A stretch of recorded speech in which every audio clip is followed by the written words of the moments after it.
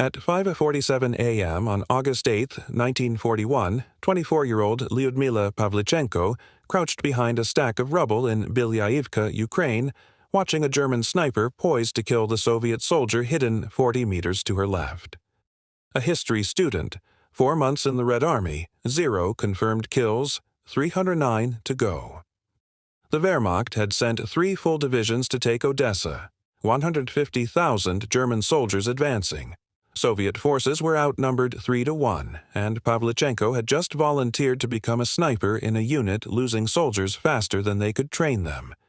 She'd been on the front lines for 6 hours. No sleep, no food, only her Mosin Nagant rifle, 40 rounds of ammunition, and a death wish wrapped in patriotic fury. Her university in Kiev had been bombed 11 days earlier, 73 students killed. Her professor, Dr. Anatoly Vulov, was buried under the rubble for 2 hours before they pulled his body out. Her best friend, Natasha, died in the library. Fire consumed the building. Natasha couldn't get out. Pavlichenko enlisted the next morning. The recruiting officer told her to become a nurse. Women belonged in medical units, not infantry. She told him she'd been shooting since she was 14. Marksman scores in the youth shooting club, top tier in regional competitions. The officer laughed. He said shooting targets wasn't combat. Combat was blood, screams, death. Women couldn't handle it. Pavlichenko told him to test her. The officer gave her a rifle pointed at a fence post 100 meters away. She put 5 rounds through the center. The officer stopped laughing. She was assigned to the 25th Rifle Division as a sniper. That was 4 months ago. Now she was in Ukraine, watching Germans kill her comrades, and she hadn't taken her first shot yet. The German sniper was 280 meters away, positioned behind a destroyed farmhouse wall. Pavlichenko could see his helmet through a crack in the masonry. He was tracking Sergeant Dmitry Kravchenko, 32 years old, married, 2 children. She'd met him yesterday. He'd shared his bread with her when she hadn't eaten in 18 hours. Now he was about to die because he didn't know a German was aiming at him. Pavlichenko raised her rifle. Her hands were steady, her breathing controlled. Her instructor's voice echoed in her head. Don't think about killing. Think about solving a problem. Distance, wind, target movement, it's mathematics, not murder. 280 mounters. Light crosswind from the west. Target stationary. She adjusted for windage. She settled the crosshairs on the crack where the German's helmet showed. Her finger touched the trigger. This was the moment that would define everything. Either she could kill or she couldn't. Either she was a soldier or she was a student pretending to be one. She squeezed. The Mosin Nagant kicked against her shoulder. The sound cracked across the battlefield. Through her scope, she saw the German's helmet jerk backward, then disappear. Kravchenko looked around, confused. Didn't know what had just happened. Pavlichenko chambered another round, scanned for threats. Nothing moved. She'd just killed her first German soldier. She felt nothing. No guilt, no satisfaction, just the immediate question. Where's the next one? That was August 8, 1941. By May 1942, Pavlichenko would have 309 confirmed kills, including 36 enemy snipers. Wikipedia +2. The National WWII Museum Pionha. She would become the deadliest female sniper in history. And the crazy trick that made it possible was something Soviet doctrine explicitly forbade. She used herself as bait. If you're still with me, hit that like button now. It tells YouTube to share this with more people who care about these forgotten heroes. Subscribe so you don't miss what happens next. These stories matter. The people who lived them deserve to be remembered. You're part of making that happen. The first sniper Pavlichenko lost was Lieutenant Anna Morozova, August 19, 1941. Morozova had been a sniper for 8 months, 47 confirmed kills, experienced, smart, by the book. Soviet sniper doctrine was clear. Never expose your position, find concealment, take your shot, Move immediately to a secondary position. Never stay in one place more than 30 minutes. Never fire more than 3 shots from the same location. Never engage unless you have a clean exit route. Morozova followed every rule. She positioned herself in a bombed-out apartment building. 3rd floor, with excellent sight lines, 2 exit routes planned. She engaged a German machine gun crew at 320 Dottertimni. 1 shot, 1 kill. She moved to her secondary position on the 2nd floor. Waited 20 minutes. Engaged a German officer at 280 mesh. Clean kill. She started moving to her tertiary position on the ground floor. A German sniper shot her through the stairwell window. Single shot to the chest. She died before the medics arrived. The German sniper had been tracking her, watched her first shot, predicted her movement pattern, positioned himself to intercept. Morozova never saw him. She followed doctrine perfectly, and died anyway. Pavlichenko was in the same building 1 floor below. She heard the shot, heard Morozova fall, heard the Germans laughing. They knew they'd killed a Soviet sniper. The German who killed Morozova was Hans Becker, Wehrmacht sniper, 89 confirmed kills. Specialist in counter-sniper operations. He hunted Soviet snipers like Pavlichenko hunted German soldiers. Becker's pattern was consistent. He waited for Soviet snipers to engage, tracked their positions, anticipated their movements, killed them when they relocated. Soviet doctrine made his job easier. If you followed the rules, you were predictable. If you were predictable, you were dead. The second sniper Pavlichenko lost was Corporal Viktor Stepanov, August 27th. Stepanov was 19 years old, sniper for 6 weeks, 11 confirmed kills, good kid, eager to prove himself. He'd set up in a drainage ditch 400 meters from German lines, perfect concealment, good sight lines, textbook positioning. He engaged a German patrol at dawn. 2 shots, 2 kills. Germans scattered, took cover. Stepanov followed doctrine. He stayed low, waited 15 minutes, prepared to move to his secondary position. A German artillery shell landed directly in his ditch.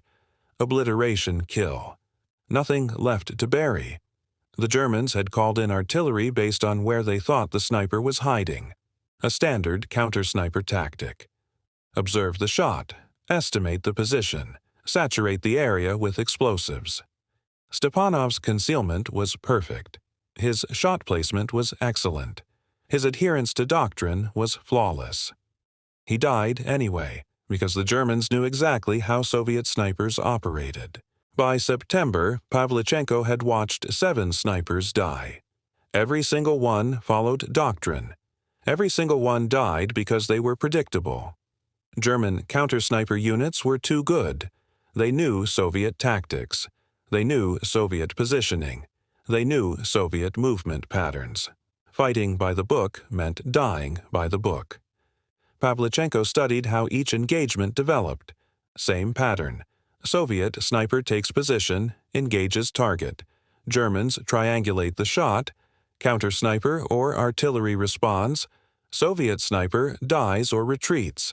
The problem wasn't marksmanship. Soviet snipers could shoot. The problem was that they fought defensively, waited for targets, took shots when opportunities appeared, followed doctrine, never initiated, never controlled the engagement, never made the Germans react to them. German snipers, especially experienced ones like Becker, hunted actively. They didn't wait for targets. They created them. They forced Soviet snipers to expose themselves, then they killed them. Pavlichenko needed to reverse that dynamic, stop being prey, become predator. But Soviet doctrine was explicit. Concealment is survival. Exposure is death. Never compromise your position. Never give the enemy a target. The doctrine made sense in theory. In practice, it was a death sentence. German counter-snipers were too skilled. They could find you even when you were perfectly concealed. Pavlichenko decided to do something completely illegal. She would expose herself deliberately, make herself visible, draw fire, then kill whoever shot at her. It was insane. It violated every principle of sniper warfare. It would probably get her killed. But 7 snipers were dead, and Pavlichenko refused to be the 8th. The trick required precision timing, perfect positioning, and absolute nerve. Pavlichenko would set up 2 nests, not 1, primary and secondary, but only 4 to 6 meters apart, close enough that she could move between them in under 3 seconds. She'd place a decoy in the primary nest, a helmet on a stick, a spare sleeve stuffed with straw, anything that looked like a person from 300 meters away. She'd hide in the secondary nest, watching. When a German sniper shot at the decoy, the muzzle flash would give away their position. Pavlichenko would have 2 to 4 seconds before they realized the decoy was fake. In those seconds, she'd acquire the target, aim, fire. If she missed, the German would know her real position. She'd be dead. If she hit, she'd move immediately, reset the trap, do it again. The plan was suicidal. Soviet command would court-martial her if they found out. Exposing a position deliberately, even a fake one, was tactical insanity. But Pavlichenko had watched too many friends die following doctrine. She tested the technique on September 3, 1941. Early morning, German lines were 340 meters away. She set up in a ruined cellar near the front line. 2 shooting positions, one with a helmet propped on debris, positioned to look like a sniper observing German positions. She waited in the secondary position 5 meters to the right, completely concealed. Her rifle was aimed at the area where a German counter-sniper would most likely position himself. 45 minutes passed. Nothing moved. Pavlichenko's muscles ached from staying motionless. Her eyes watered from staring through the scope. Insects crawled across her hands. She didn't move. At 6:17 a.m., a shot cracked across no man's land. The helmet in her primary nest jerked backward. Someone had taken the bait. Pavlichenko scanned the German lines. There, 320 meters away, a muzzle flash, a figure shifting position behind a brick wall. She had 3 seconds. Her crosshairs settled on the figure. She couldn't see details, just a shape. She fired. The figure dropped. She didn't wait to confirm. She abandoned both positions, moved 40 meters west, set up in a different building.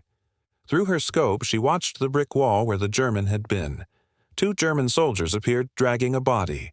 Confirmed kill. The technique worked. Over the next 6 weeks, Pavlichenko refined the method.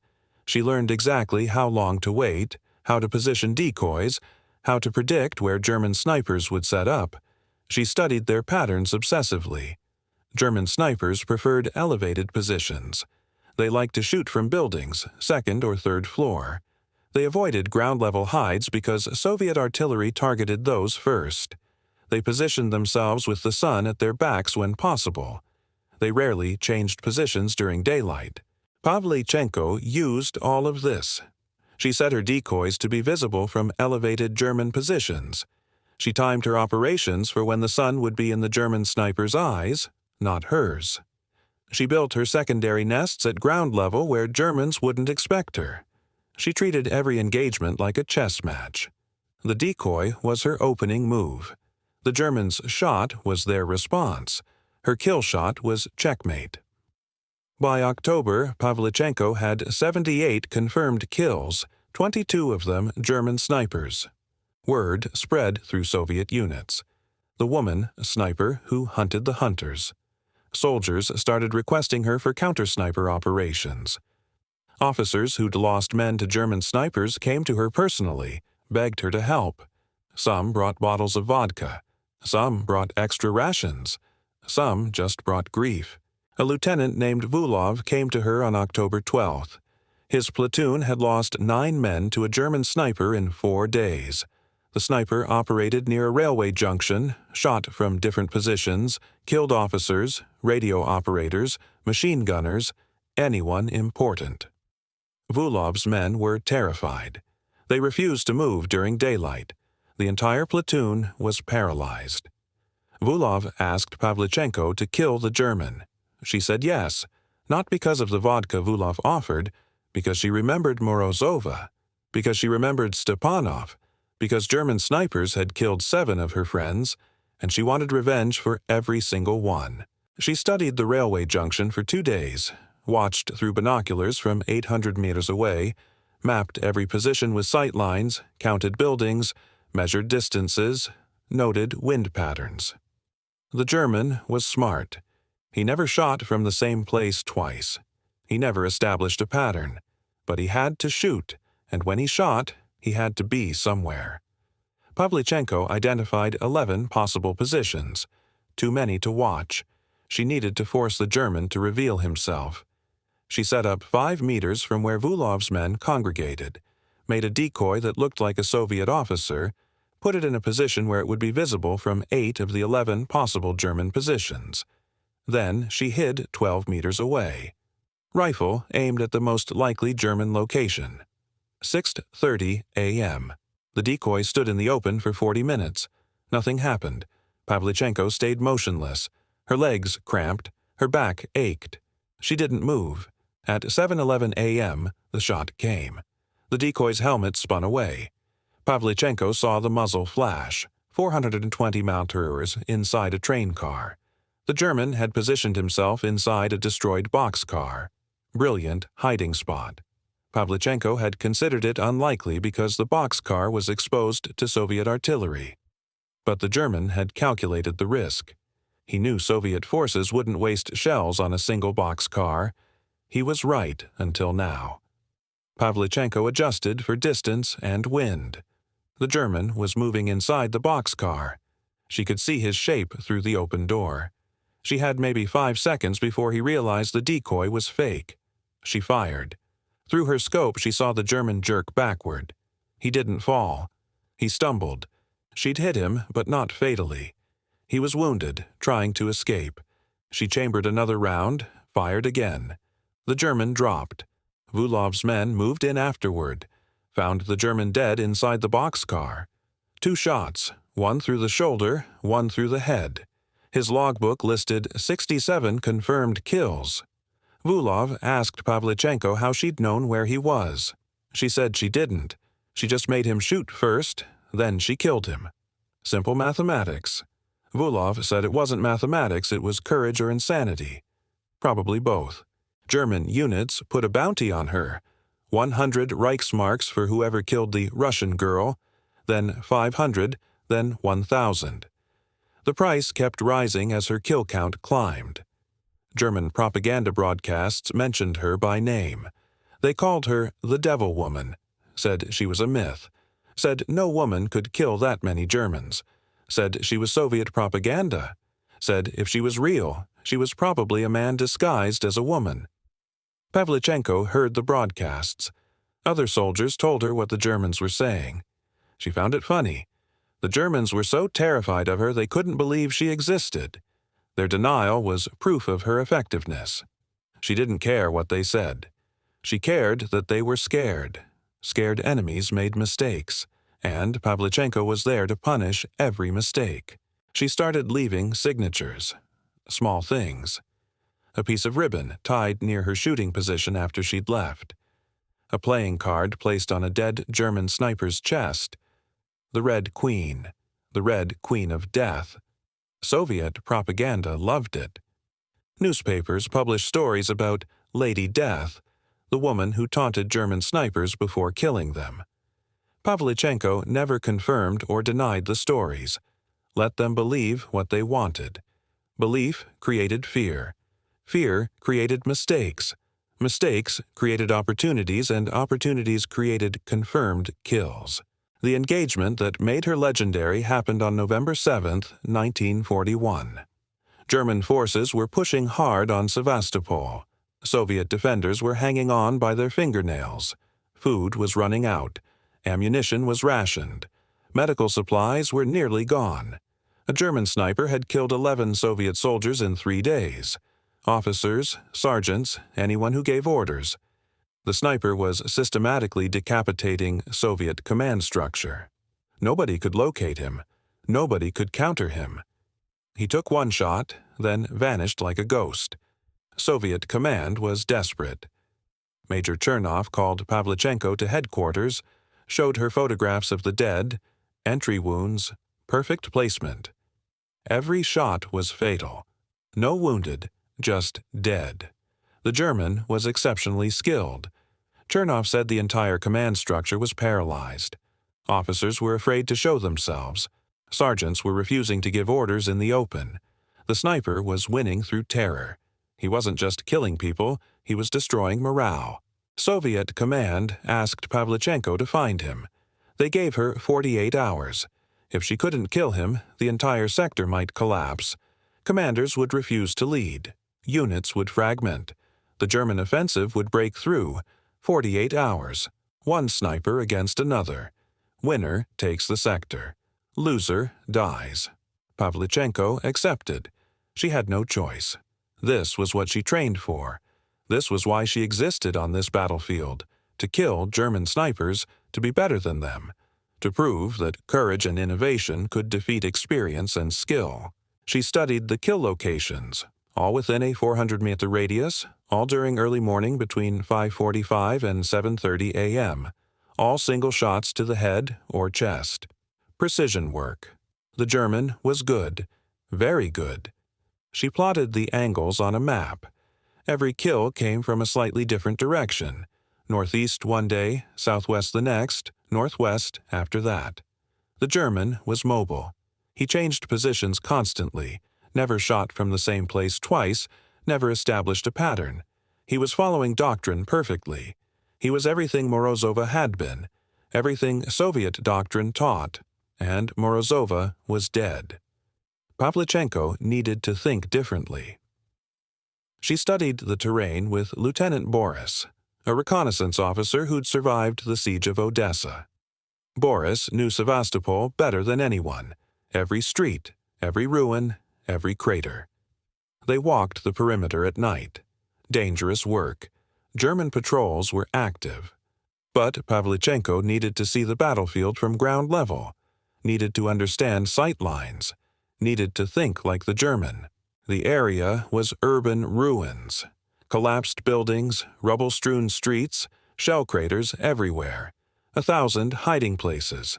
The German could be anywhere, but he had to see his targets, which meant he needed sight lines, clear views, unobstructed angles. Pavlichenko mapped every position with clear views of where Soviet officers congregated.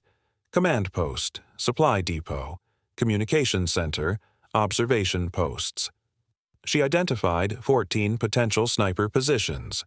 Buildings with intact upper floors, ruins with good concealment, positions that offered multiple exit routes, too many to watch simultaneously.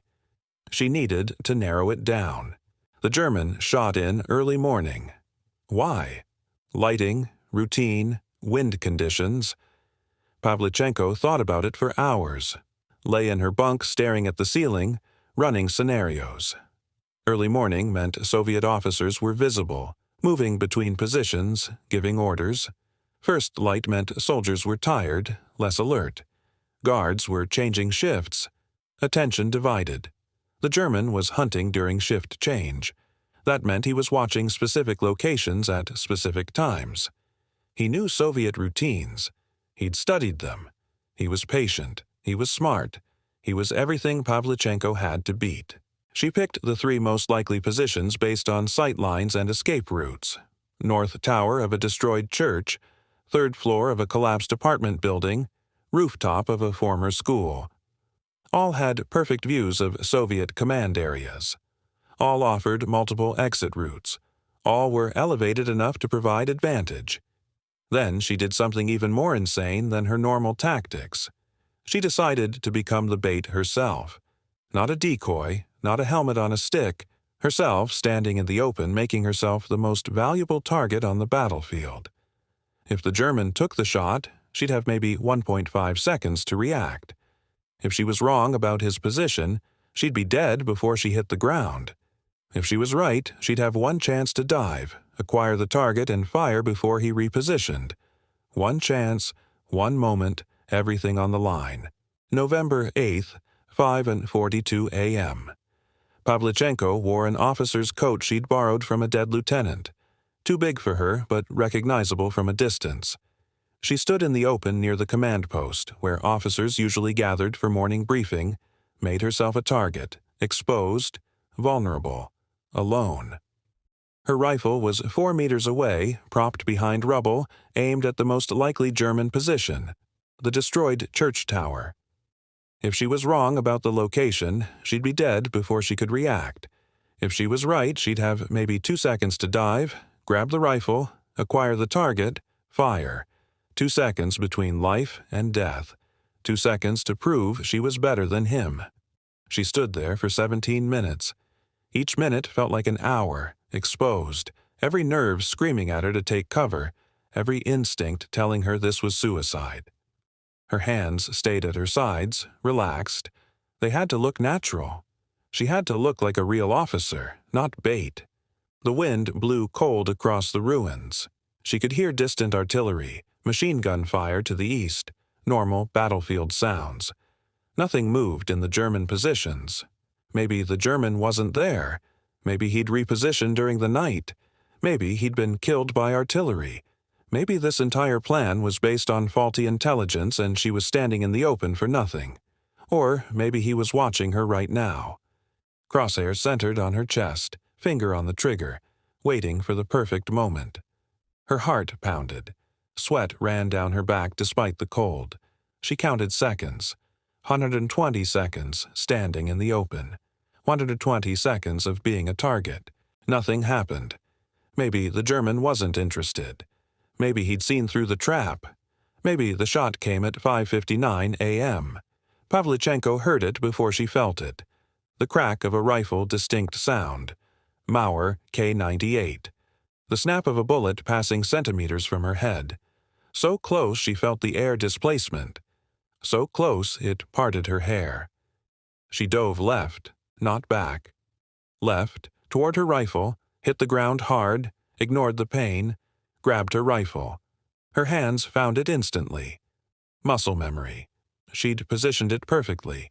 She swung the barrel toward the church tower, scanned through the scope. There, 300-meter third floor of the destroyed bell tower. A figure moving back from an opening. He'd taken the shot. He was repositioning, moving back into shadow. She had maybe 3 seconds before he was concealed completely. Pavlichenko didn't take time to aim perfectly. Didn't calculate wind. Didn't adjust for exact distance. Just pointed and fired. Instinct shot. The kind instructors say never to take. The kind shot that gets you killed in combat.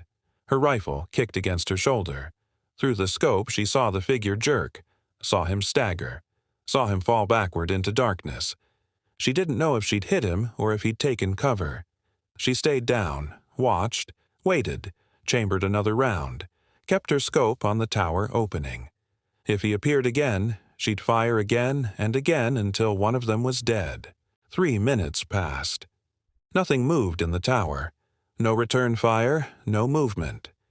Either he was dead or he was playing the same game, waiting for her to expose herself again. Pavlichenko didn't move. She'd learned patience. Learned that the sniper who moved first usually died first. 10 minutes passed. The sun was rising. More light meant more visibility, more risk. Soviet soldiers were starting their morning routines. Officers were emerging from bunkers. If the German was still alive, he had more targets now, but he didn't shoot. 15 minutes after her shot, she saw Soviet infantry moving toward the church. Boris had organized a clearing team. They'd been waiting for her signal. She'd signaled by shooting. The soldiers entered the church cautiously, rifles ready, expecting ambush, expecting the German to be alive and waiting. Pavlichenko watched through her scope, followed their movement through the ruins. They reached the third floor, entered the bell tower. 2 minutes later, Boris appeared at the tower opening and waved. "All clear. Target down. Confirmed kill." Pavlichenko lowered her rifle. Her hands were shaking.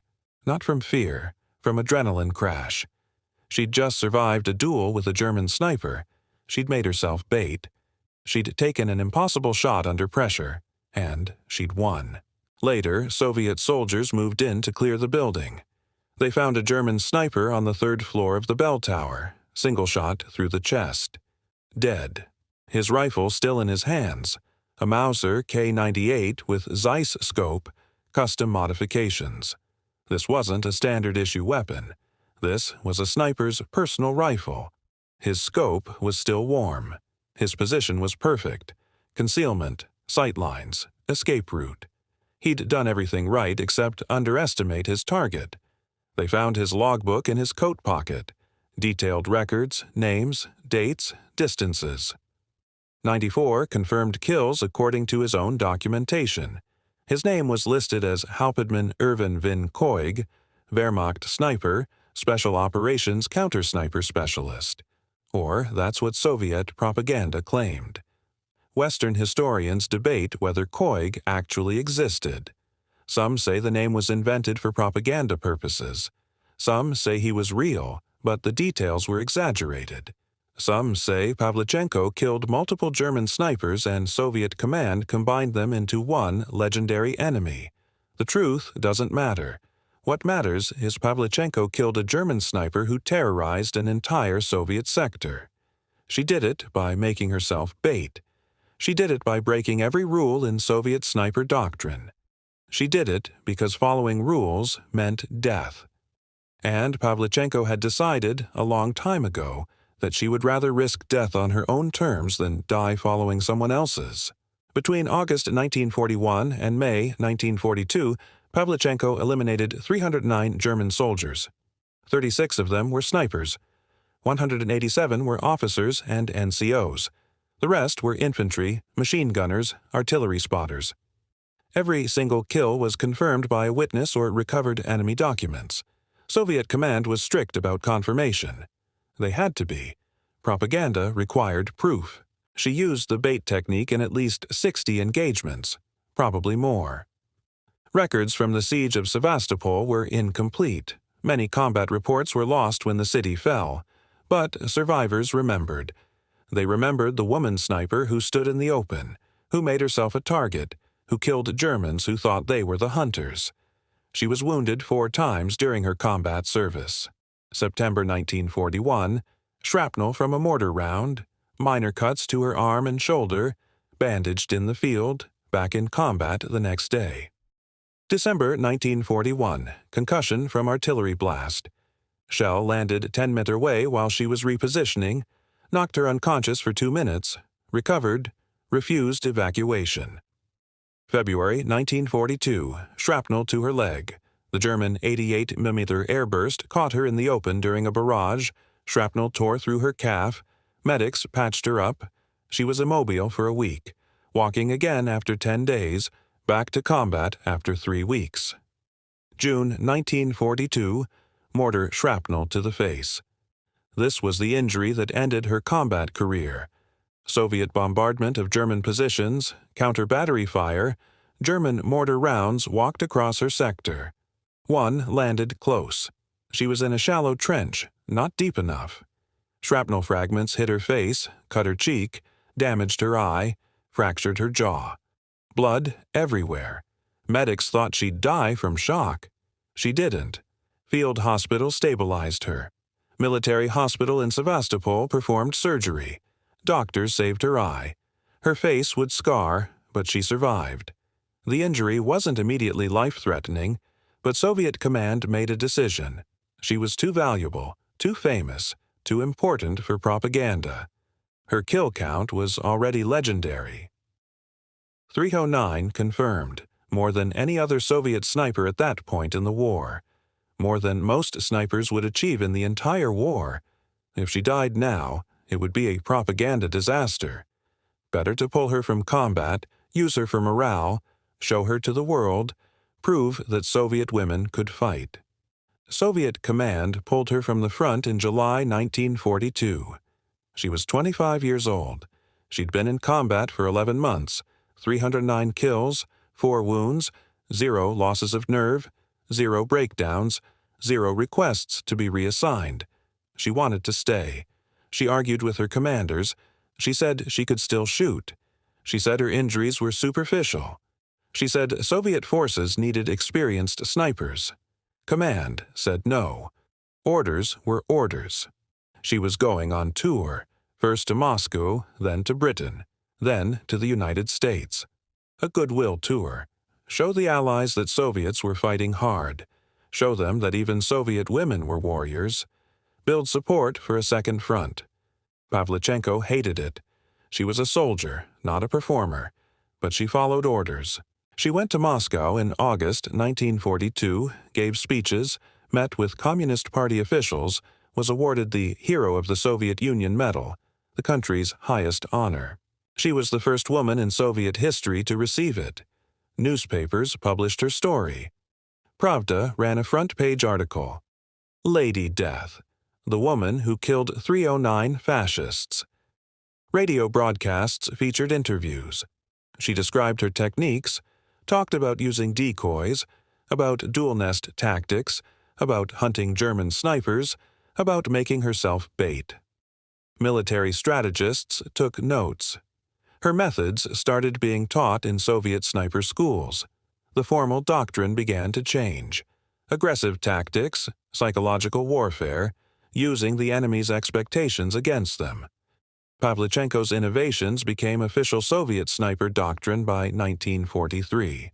In September 1942, she traveled to Britain, met with Winston Churchill. He asked her about combat, about killing, about what it felt like to shoot 309 people. She told him it felt like mathematics.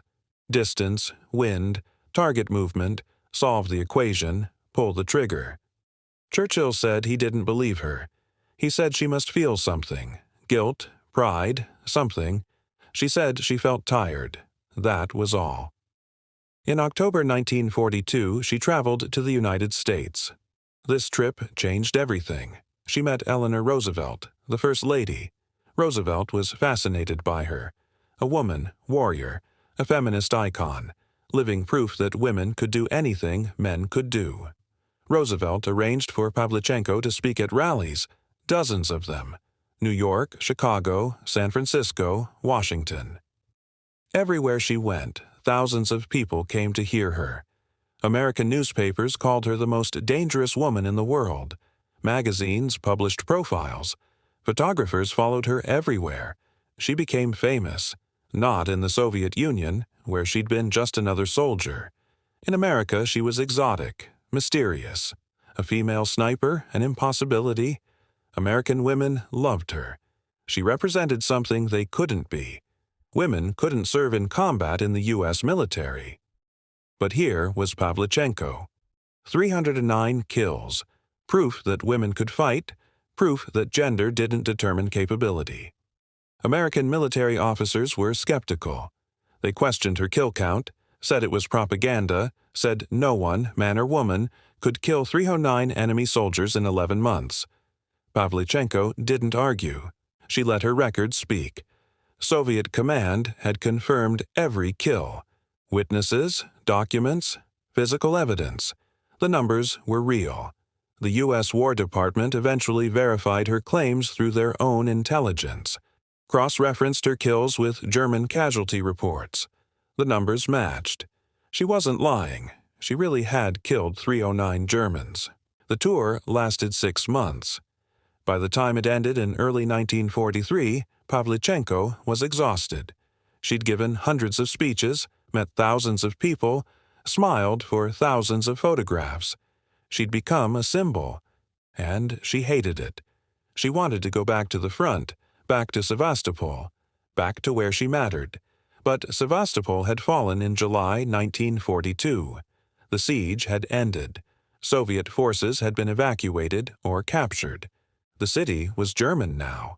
There was nothing to go back to. Pavlichenko returned to the Soviet Union in March 1943. Soviet command assigned her to training duty. She would teach new snipers, pass on her knowledge, her techniques, her innovations. She would create the next generation of Soviet snipers.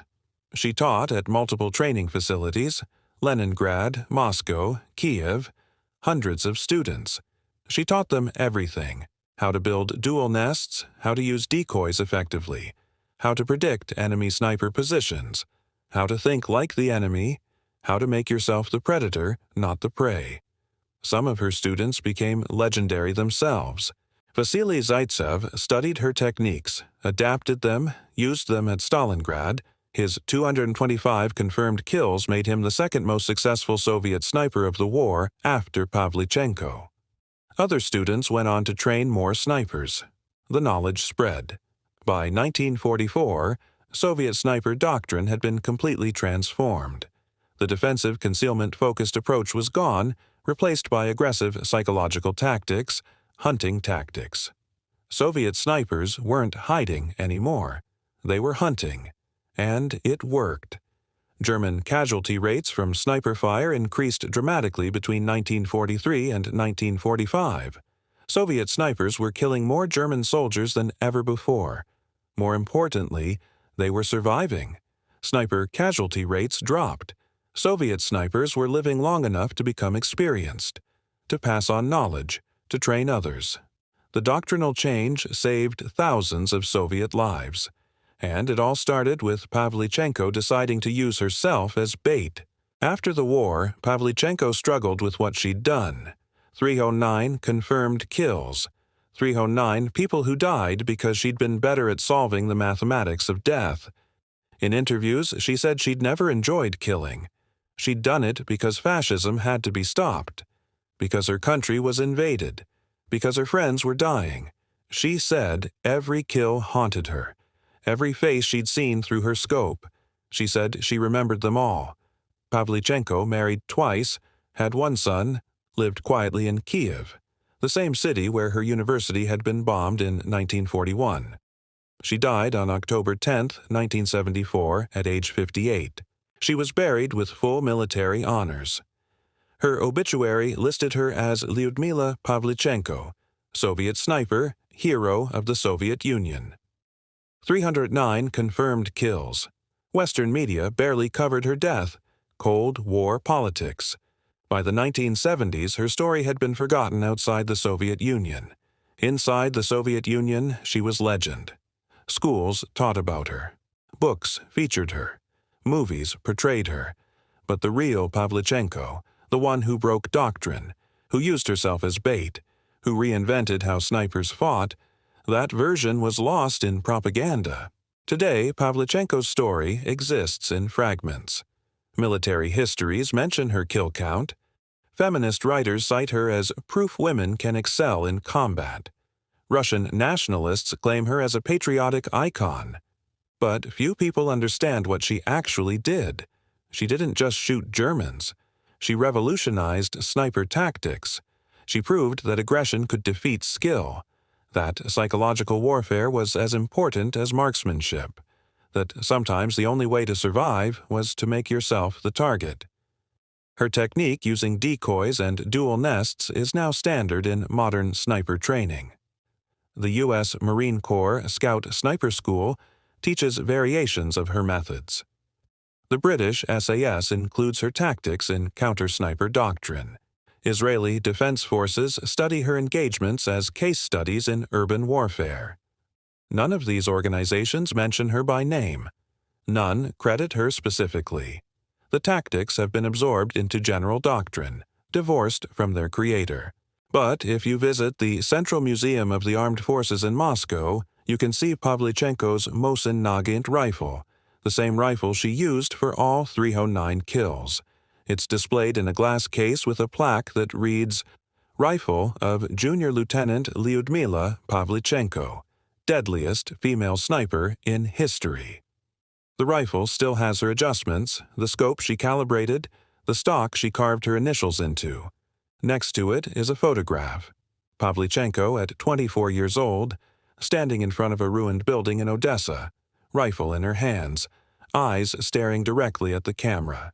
She looks tired, determined, unbroken. That photograph is her real legacy. Not the propaganda, not the medals, not the 309 confirmed kills. The legacy is in her eyes. The eyes of a woman who decided she wouldn't be prey, who decided she'd rather risk everything than follow doctrine that didn't work, who decided her life mattered enough to break the rules. That's how survival actually happens in war.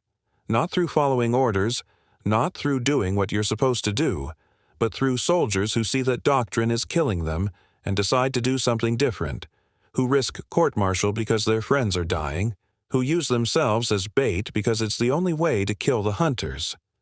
Pavlichenko used herself as bait to kill 309 Germans, and almost nobody knows her name. But you do. Now, if this story moved you the way it moved us, hit that like button. Every like helps us rescue more forgotten stories from the archives and share them with people who care. Subscribe to join our community of history keepers.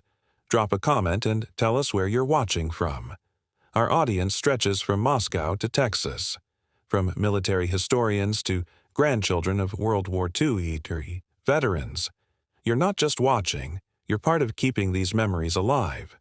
Thank you for being here.